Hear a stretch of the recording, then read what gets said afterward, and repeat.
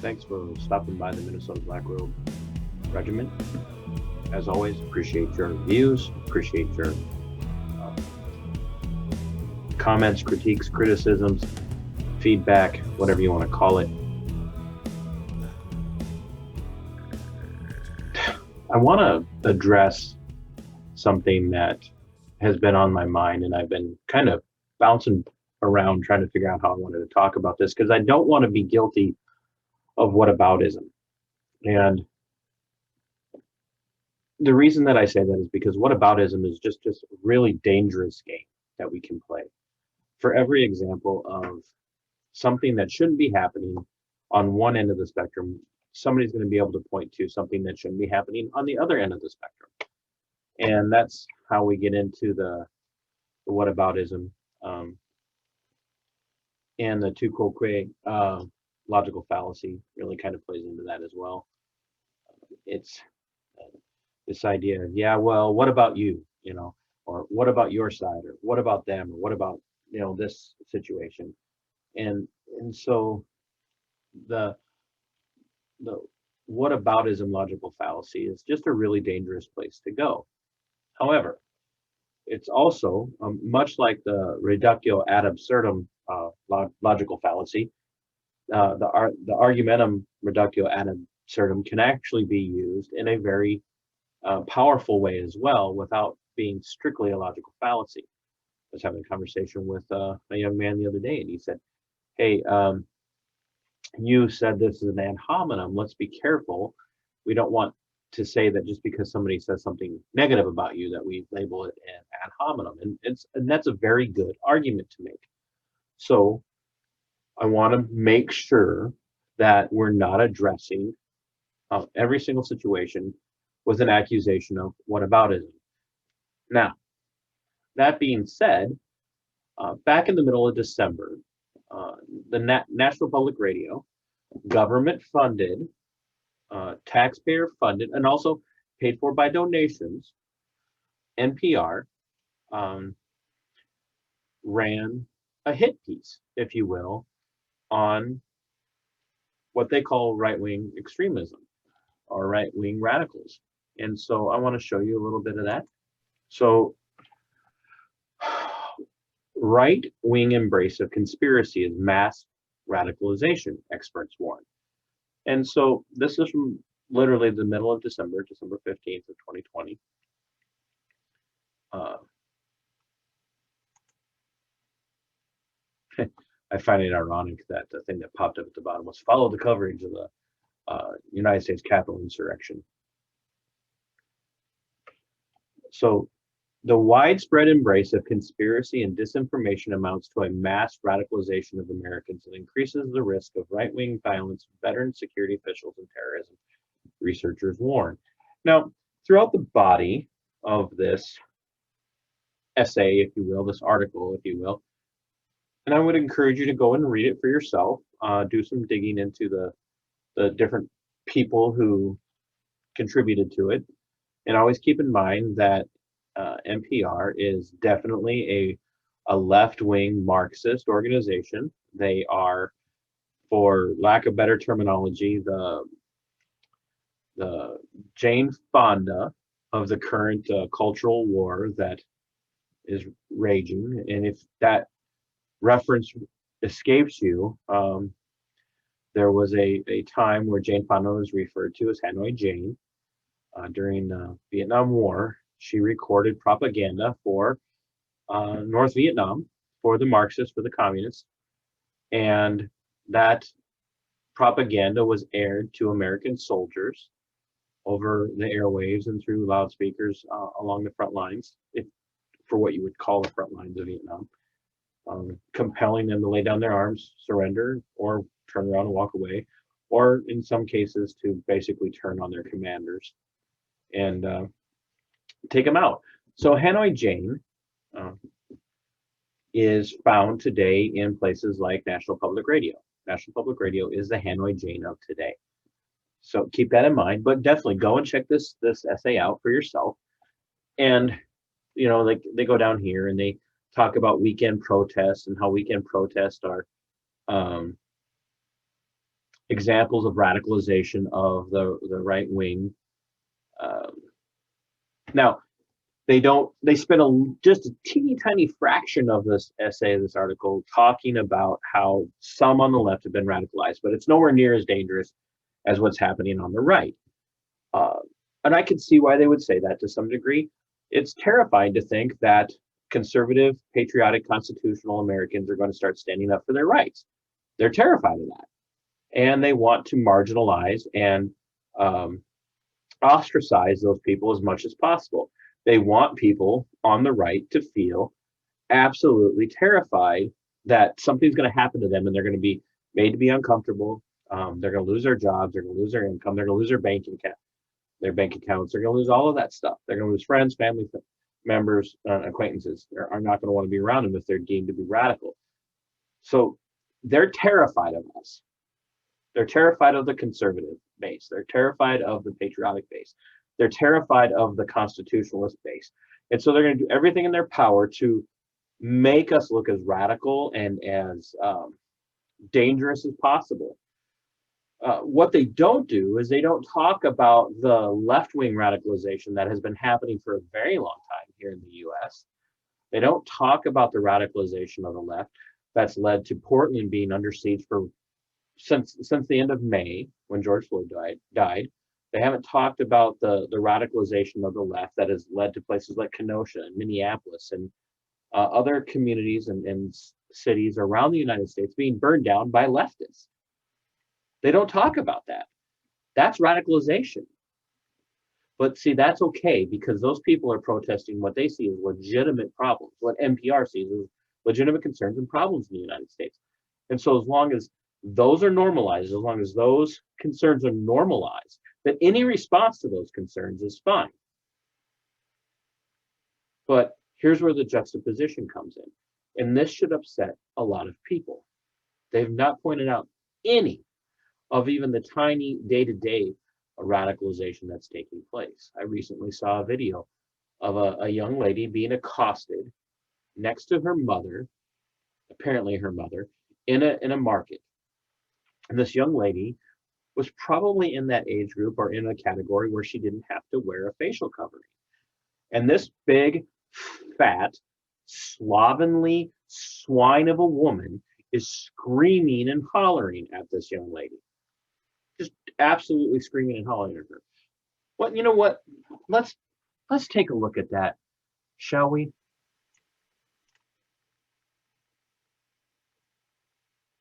Here we are.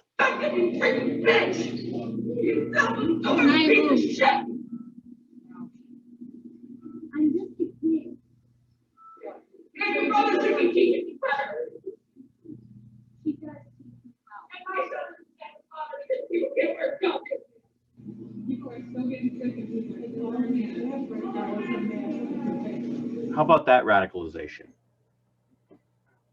How about that radicalization of our society that allows a woman like that, this fat, slovenly swine of a woman, to use that kind of language in public directed at a child?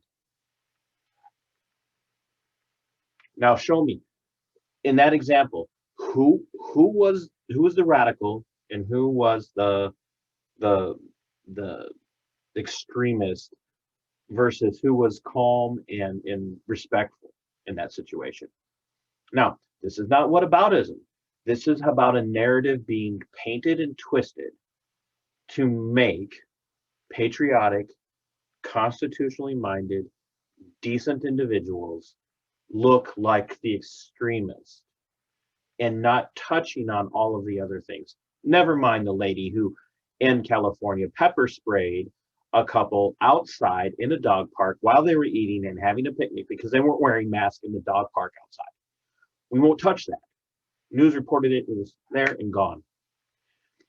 Now, the mainstream media barely touched this one too. And when they did touch this one, their entire purpose in touching it was to talk about the firearms concern.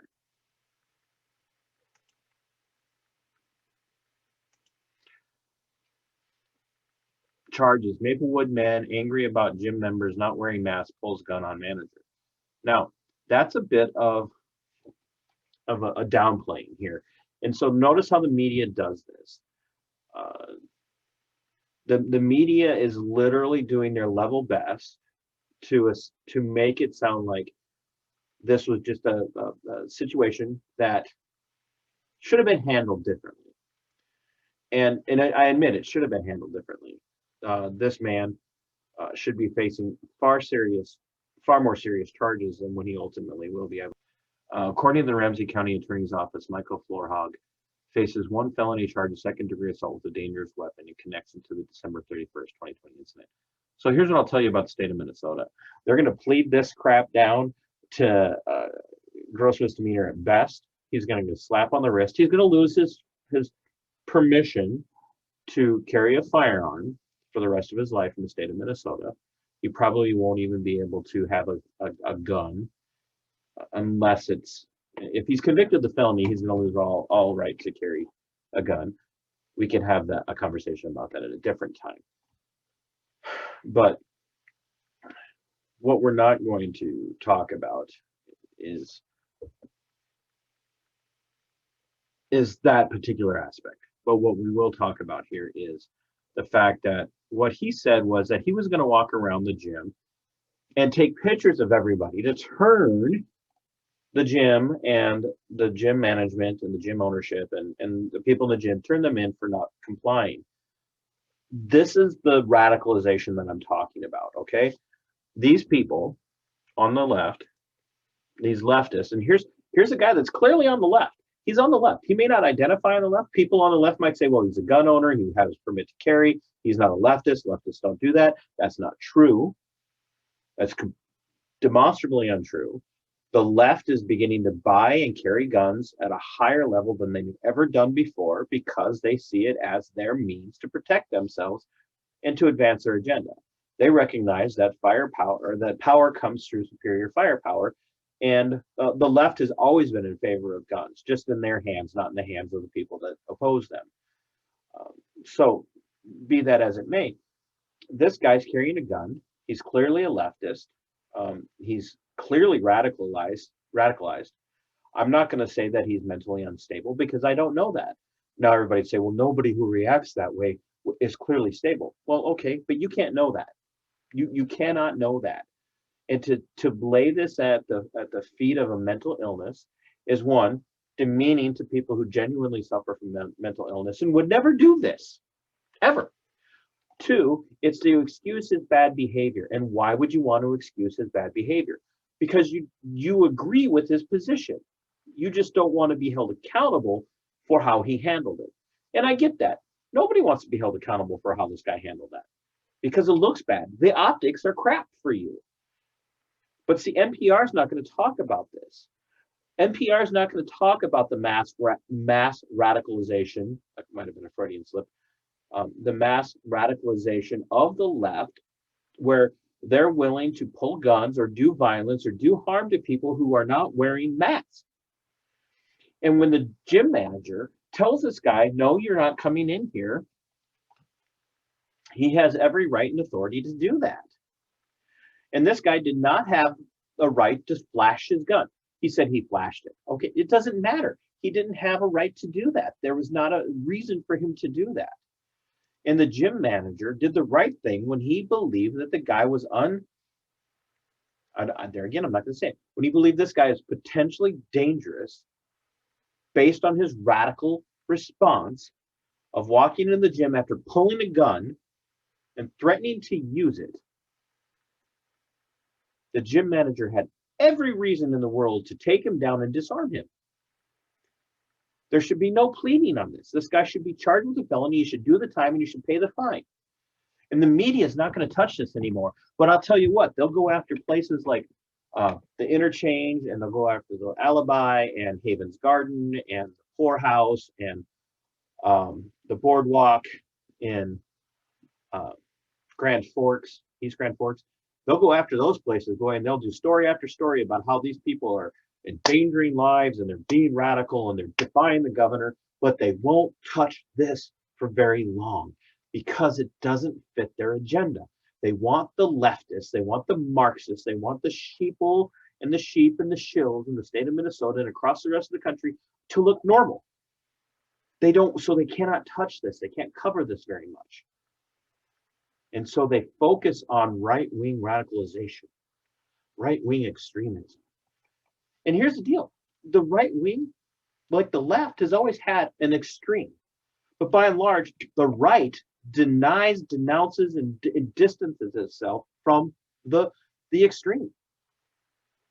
Nobody on the right who's a genuine, constitutionally minded, patriotic American wants anything to do with Christian nationalism, or the KKK, or with the Aryan Nation. Nobody wants anything to do with those groups. Nobody on the right who's really legitimate wants anything to do with those groups. I don't want anything to do with those groups. I don't want anything to do with a radical group like that. But I'm lumped into those groups by groups like Antifa and Black Lives Matter and Black Bloc and all the other radical leftist militias that are out there. NPR would consider me radical because I've been to rallies. I've been to rallies. I've protested. I'm not going to argue that, which is my First Amendment God-granted liberty to do. But they won't touch this. So you tell me, Minnesota, you tell me, American patriots, who's being radicalized the most? Now, who's being accused the most of being radicalized, but in actuality, who's really being radicalized? It's the masked Nazis who go around screaming at people for not wearing a mask without ever knowing why they're not wearing it. Period. It's the people on the left who feel it's their job to walk around and drive around and look for businesses that they say aren't complying and reporting them and picking up the phone and calling. It's the people who are pepper spraying people in dog parks because they're not wearing a mask. It's people pulling guns. It's people burning down neighborhoods. It's people vandalizing businesses. It's people threatening to come after people like me to try and find out where we work, to get us fired for our radical views, our racist views, our white supremacist views, none of which is true. So who's being radicalized? Who are the radicals? Who are the fringe in the United States right now? It's not the patriots. It's not the constitutionalists. It's not Christians. It's not normative, non-militant atheists. It's the radical left. It's the sheeple on the left. They're being radicalized, but that's okay because they're towing the line. So if you're one of those people who feels it's your job to report everybody who doesn't wear a mask, if you're one of those people who feels like it's your job to turn in your neighbors for not social distancing and for having more people in their house than they're supposed to, welcome to Marxist America. Welcome to being a snitch. And if you're the person who feels like, well, that person's endangering me by not wearing a mask, so I can use whatever force is necessary to keep them away from me, you're part of the problem. You're the radical. You're the terrorist. So welcome to your terrorism. Best stay away from people who aren't. It's the duty of every constitutionalist and every patriot to resist all forms of tyranny, especially when that tyranny is being brought in through propaganda to the general public, and they're being radicalized by mainstream media, legacy media, and government indoctrination. That's who's doing the radicalizing right now. Our governments, our governors, and especially here in the people's state of Minnesota, where Commissar Walz and others have flashing signs along the roads, mask up, Minnesota, it's the law. Mask up for safety. And they put it right next to the seatbelt for safety, belt up, Minnesota, because they want it to be synonymous. This is a law, so therefore when we flash this next to it, it's the law. The real radicals in the United States right now are the sheeple who are towing the line and going after their neighbors and their friends and even turning them into Those are the rebels. Those are the extremists. Those are the dangerous ones. Resist tyranny at every level by all lawful means. 6 Number 9.